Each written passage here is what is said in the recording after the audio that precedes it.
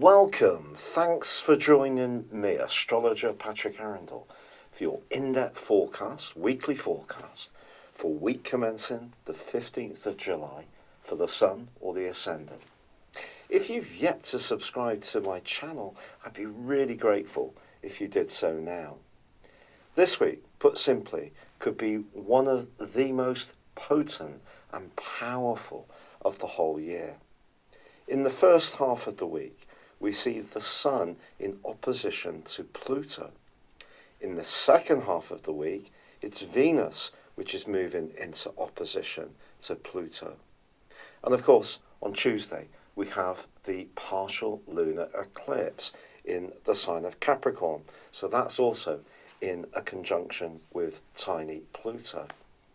Now, overriding this, we also have Mars, the planet of passion, in a right angle with Uranus in the sign of Taurus. So a tremendous amount of activity, and overlaying all of this is the fact that Mercury continues its backward journey and by Friday reverses into the sign of Cancer. So let's go from the very start of this week. The Sun is all about our passion, it's about our drive, it's about our need to express ourselves. In the sign of Cancer, it's asking us to be more mindful of nurturing, of being much more aware of our environment, issues of security, family, and how we interact with other people close to us. Pluto and, of course, the lunar eclipse, however, are in the rather more material sign of Capricorn. This is very much about our role in life, the physical part of security, where we live, and also how we view things like work and status.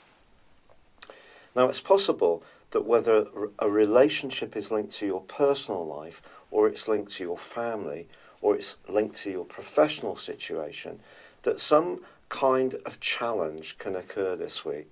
The challenge may be entirely internal. It may be something needs to alter, needs to change, and if we resist it, it can cause some problems because Pluto is about change.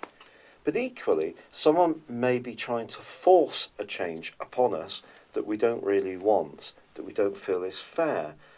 For example, it could be an employer who wants to change our terms and conditions in a way which is not very pleasant, and that may be something which naturally we'd want to question, especially if it leads to working less social hours or not earning as much. So someone could try to play a more forceful role this week, and in any kind of relationship there can be the potential to gain or lose, or some kind of readjustment is needed. The readjustment can be entirely inside of ourselves, or it can be in our physical situation that some kind of alteration may be needed. Now, the lunar eclipse is going to provide a backdrop of energy for the last 6 months of this year. And because the solar eclipse of the 2nd of July was very much about nurture, it's how that nurture fits into the more physical parts of our existence. So, for example, if we do want to change where we live, we do want to go for a new job, we want to apply a different set of values, reinforce our boundaries in personal relationships, it's going to create shifts, changes, alterations. And these Teutonic plates, because Pluto is very much about depth, it can be about secrets, it can be about lust, it can be about money. These Teutonic plates are moving in a way which is not necessarily very comfortable. Watch out for someone who doesn't use their power wisely or fairly, but equally be aware of your own tendency to dominate, if you have any. Also in the second half of this week, because Venus is in opposition with Pluto, our desires are going to be ramped up. Now that could be about where we live in this particular axis of energies, Cancer, Capricorn, but it could also be that we meet someone who has a compelling impact on us in a personal or romantic context. It could also have a very strong sexual magnetism. This relationship, if we meet someone this week, can have a massive impact upon us.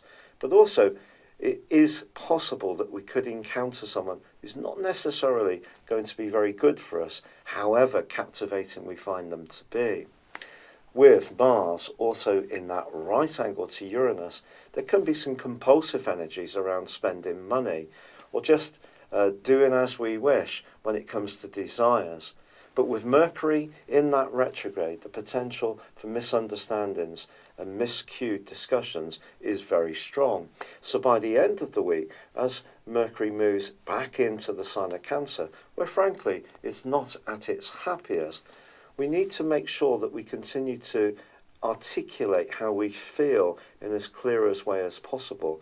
It can become much more subjective, our thinking and also our communication, on the back of this particular retrograde from the end of this week onwards. Please stay on for your specific forecast for your zodiac sign. Hello Leo, your specific forecast for this week is fascinating. Mars, the planet of drama and passion in your sign, is certainly giving you a lot of thrust at the moment, and Mercury, the planet of communication, is really asking you to be as creative as possible, but it does continue to track backwards, and by the end of this week moves into a much more psychological area.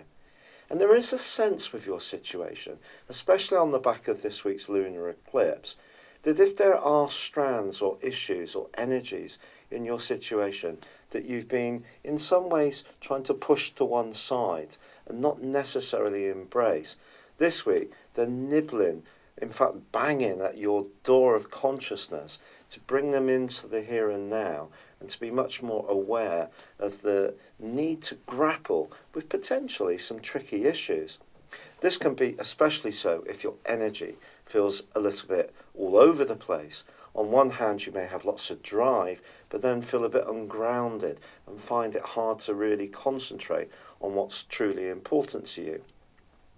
Part of the reason for this is that tiny Pluto in your sector of being of service, of work and health is in an opposition to both the Sun and Venus in the sign of Cancer, which for you is a very tender area, one to do with reflection.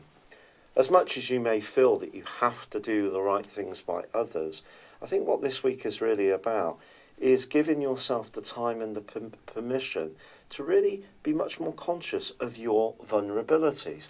And that's not always easy for Leo people, because maintaining a sense of dignity and pride and gracefulness, especially in a public sense, can sometimes make it very easy for you to open up about how you really feel at a much more gut level. But if there is somebody around you who seems to get under your skin a little bit, you don't feel quite so confident with, or tests out your sense of security, it may be that you need to act to, in some ways, alter your approach to this person, especially if it is having an impact on your sense of well-being and security. It's been a real pleasure being with you. I'd love it if you would subscribe to this channel if you've yet to do so, or if you would like to download your free personal birth chart, please see the link beneath this video. But for now, good luck and goodbye.